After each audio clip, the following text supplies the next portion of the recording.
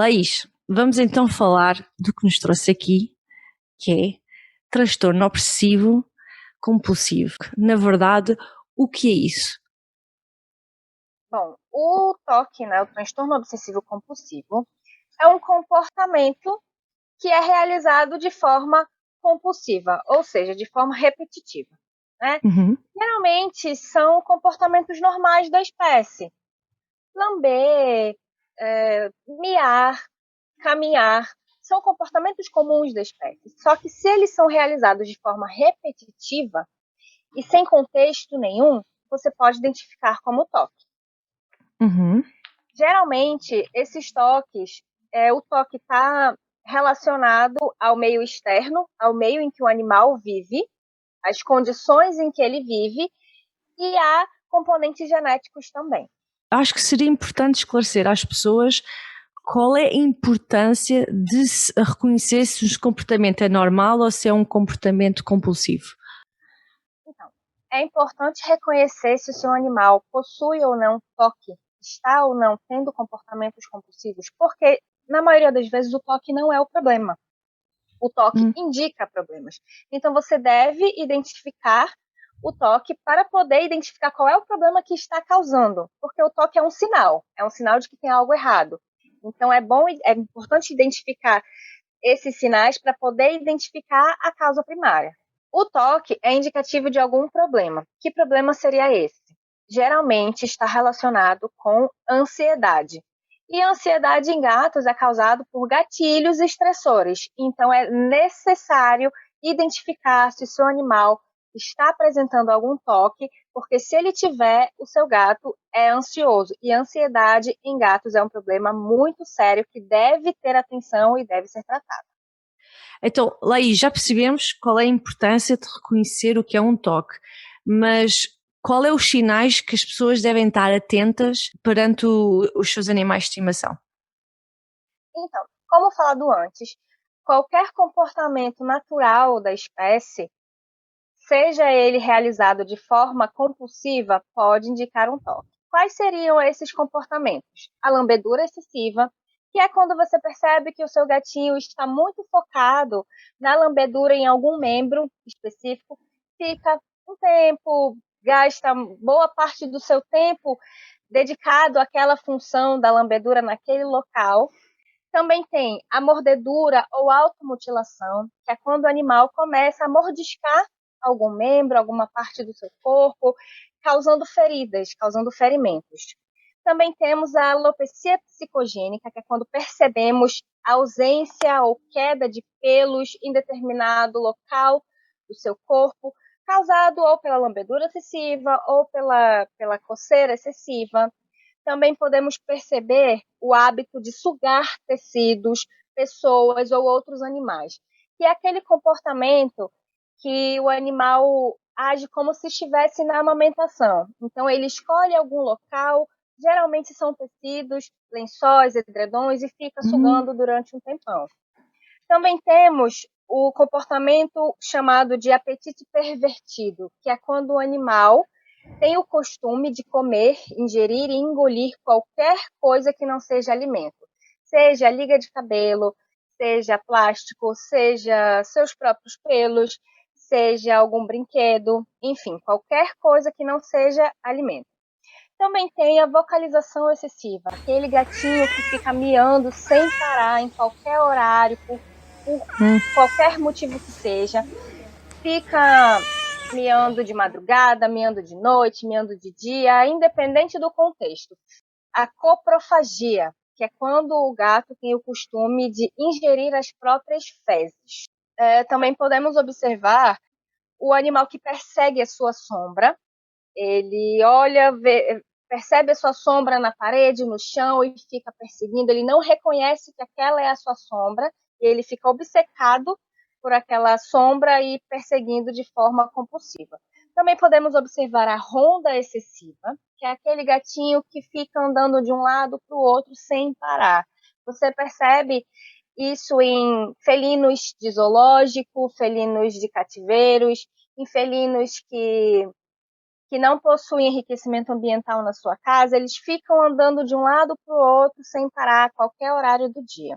Também podemos observar aqueles gatinhos que têm o costume de mordiscar moscas ou insetos imaginários. Você percebe que não tem inseto nenhum ali, mas o gato fica fazendo aquele movimento de mordiscar, como se existisse algo no ar, como se existisse algum inseto no ar, mas você percebe que não tem, ele tem aquele costume de forma... Outro sinal, se calhar, é importante esclarecer, Laís, é, como referiste, um dos sinais que é a ronda excessiva, quando o gato idoso, sei que acontece devido a problemas de idade, eu sei que vais explicar mais isso, eles relativamente também começam a apresentar esse mesmo comportamento. Como é que a pessoa pode distinguir um pelo outro? Então, nesse caso, quando o animal é idoso, nós precisamos ter atenção para possíveis doenças neurológicas. E não necessariamente quando o animal é idoso, o animal de qualquer idade. Então, por isso que, independente do que o animal esteja apresentando, é necessário uma consulta, exames específicos para definir se o problema não se trata de um problema neurológico, nesse caso da ronda excessiva, porque também temos problemas neurológicos em que o animal apresenta o comportamento de girar em torno da cauda, de ronda excessiva. Então, independente do que ele apresenta como toque, como que você acha que é um toque, se faz muito necessário as consultas fisiológicas para identificar e conseguir diferenciar se o comportamento é um transtorno obsessivo compulsivo ou é um sinal de alguma doença fisiológica. Então, já falámos que o que é o TOC. O TOC é comportamentos realizados de forma repetitiva, ok? A importância das pessoas reconhecerem que um comportamento é um TOC, porque na verdade o animal está em sofrimento, ele não está bem, ele faz isso para se aliviar. Existe alguma raça mais propícia ao TOC? Então, não há estudos que determinem qual a raça mais propícia ao toque, né? Porque como é um comportamento que está diretamente ligado ao meio em que o animal vive e a predisposições genéticas também, não pode se dizer que determinada raça com certeza vai ter ou vai ser mais fácil de desenvolver o toque. Só que, como conhecido, existem algumas raças que são um pouco mais temperamentais, que no caso é a raça siamesa, a raça pura siamesa. E é sabido que os animais um pouco mais temperamentais podem desenvolver com mais facilidade o estresse ou a ansiedade. Então, essa raça pode desenvolver com mais facilidade também o toque, mas não é uma regra. Ok. Então, todos os tutores de gato, atenção a esses comportamentos, especialmente os tutores de siamês, tomem atenção aos vossos gatos, se ele está a ter algum comportamento de forma repetitiva e se vocês não têm a certeza, vocês levem ao veterinário, ok? E além da raça, existe alguma idade mais propícia ou o género, se é um macho ou uma fêmea? Bom, independente do gênero, macho ou fêmea, podem desenvolver o toque desde jovens. Porém, é mais observado esse tipo de comportamento compulsivo em gatos com a idade entre 2 e 3 anos de idade. Também não é na altura em que eles atingem a sua maturidade social e começam a haver aquele stress do território, a expansão do território também? Exatamente por esses motivos, porque depois que o gato fica adulto, ele tem mais essa percepção do que é dele, do que não é dele, da rotina do seu dono, então qualquer coisa que venha alterar na rotina ou qualquer estímulo estressor pode ser um gatilho para ansiedade e, consequentemente, desenvolver o TOC. Se já percebemos que, na verdade, o TOC é uma doença, o TOC pode originar doenças? O contrário acontece, Laís? Pode, com certeza. Por exemplo, se você observa que seu gato tem o toque do apetite pervertido, né, de comer qualquer coisa que não seja alimento, ele pode desenvolver problemas seríssimos gastrointestinais, principalmente no que diz respeito a corpo estranho. Então, ele vai ingerir alguma coisa que não é para ele ingerir, o organismo não vai identificar detectar como comida, obviamente, porque não é comida. Então, os riscos Hum. dele desenvolver algum problema gastrointestinal são enormes. E também aquele gatinho que tem a lambedura excessiva ou a mordedura excessiva, ele pode desenvolver lesões, podem causar lesões contaminadas por bactérias e desenvolver outras doenças cutâneas. Então, é muito importante identificar o toque desde o começo para já, então, começar com o tratamento para evitar essas possíveis doenças. Ok. Então, como é que as pessoas podem diagnosticar se é um toque ou se é simplesmente um comportamento do gato mais excêntrico? Bom, antes de qualquer coisa, né, levar o seu gato no veterinário, sempre contar com o acompanhamento do veterinário, mas como eu dentro de casa posso identificar se o meu gato tem toque ou não? Preste atenção na quantidade de vezes que o seu gato faz aquele tipo de comportamento. Se é necessário ele estar fazendo aquele tipo de comportamento. Por exemplo, o comportamento normal da espécie, que é a lambedura, né, o seu banho normal. Se você percebe que o seu gatinho está mais tomando banho, se lambendo, num local específico, do que fazendo qualquer outra coisa no seu dia, você pode identificar como um toque.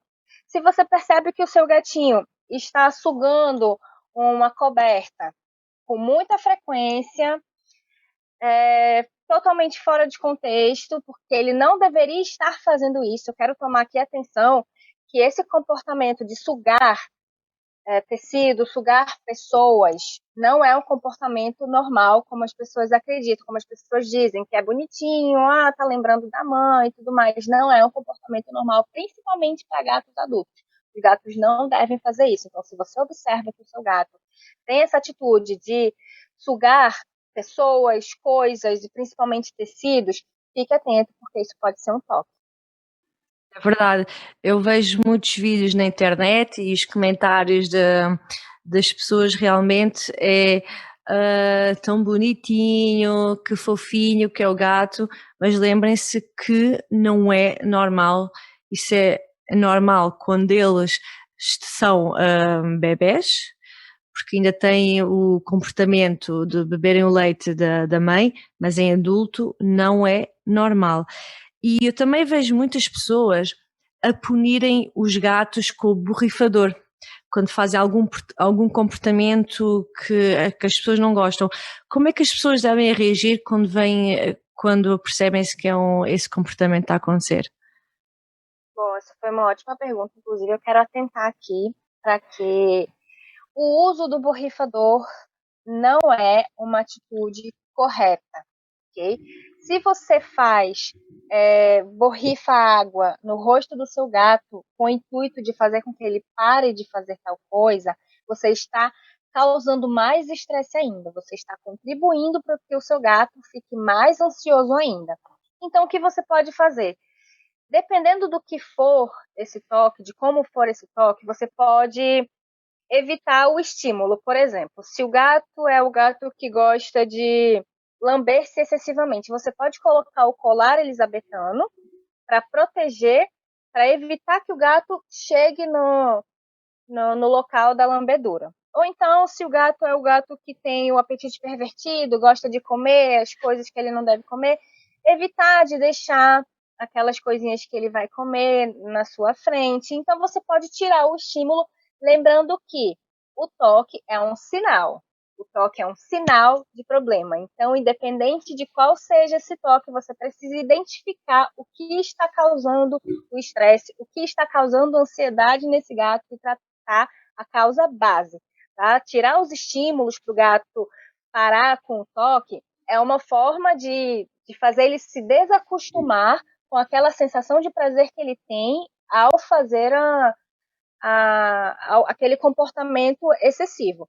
Mas você precisa, antes de qualquer coisa, consultar um médico veterinário, fazer um acompanhamento comportamental, identificar qual é o problema e tirar o problema base. O que toda a gente agora quer saber se existe cura para o toque ou não, se existem alguns remédios, alguma mesinha que elas podem fazer. Bom, foi ótima essa pergunta. Cura é uma palavra que nós não utilizamos quando falamos de toque. Nós podemos utilizar a palavra tratamento. Porque se um animal apresenta toque devido a estímulos estressores, significa que qualquer estímulo estressor que gere ansiedade nesse animal, ele vai apresentar um toque novamente. Então, o que devemos fazer é, antes de qualquer coisa, mais uma vez eu falo, procurar um médico veterinário e procurar identificar primeiramente qual é a causa base do estresse, o que está causando ansiedade nesse animal. Identificando o problema base, que seria o estímulo estressor, nós conseguimos eliminar o problema da ansiedade e, consequentemente, o problema do toque. Então, geralmente, o que se observa dos animais que têm toques? São animais que não possuem o enriquecimento ambiental que deve possuir na sua casa. Quando eu falo de enriquecimento ambiental, eu falo principalmente de enriquecimento vertical. É a verticalização da sua casa. Proporcionar ao animal ambientes em que ele possa se sentir seguro, ambientes verticalizados, nichos na parede, prateleiras na parede, playgrounds que você encontra para fazer o animal subir, descer, ou qualquer lugar que o animal possa subir e ficar ali observando o que está à sua volta, o que está abaixo de si, proporcionar brincadeiras com seu animal. A recreação é um tratamento que funciona muito, é um tratamento essencial que nós fazemos para animais que têm toque, para animais ansiosos, e é imprescindível para a vida, para a qualidade de vida do animal, até para evitar que ele entre num estado de estresse. Por quê? O animal, o gato, na natureza, instintivamente, ele caça pelo menos 87 vezes por dia, porque ele come insetos pequenos. Daí você imagina um gato dentro de casa, que ele não vai caçar 87 vezes no dia. Ele tem muita energia para liberar, porque na natureza ele caça 87 vezes por dia. Então você precisa incentivá-lo, você precisa fazer com que ele acredite que ele está caçando. E como você faz isso? Brincando, com brinquedinhos, faça com que o seu gato corra atrás do brinquedo, capture o brinquedo. Então essa dinâmica de incentivar a caça vai fazer com que o seu animal, além de liberar energia, sinta prazer. E sentir prazer para o gato, liberar os hormônios da felicidade, é o que vai fazer o seu gato não entrar nessa condição de ansiedade. Ele precisa liberar a energia, ele precisa se sentir feliz dentro da casa onde ele mora. Então, o enriquecimento ambiental é super importante e a recreação é mais importante ainda. Então, essas são as formas de evitar e de tratar o estresse. E também o médico veterinário pode indicar alguns ansiolíticos, algumas medicações ansiolíticas, dependendo do caso, mas sempre associado com a terapia comportamental, que é baseada em enriquecimento ambiental e recreação.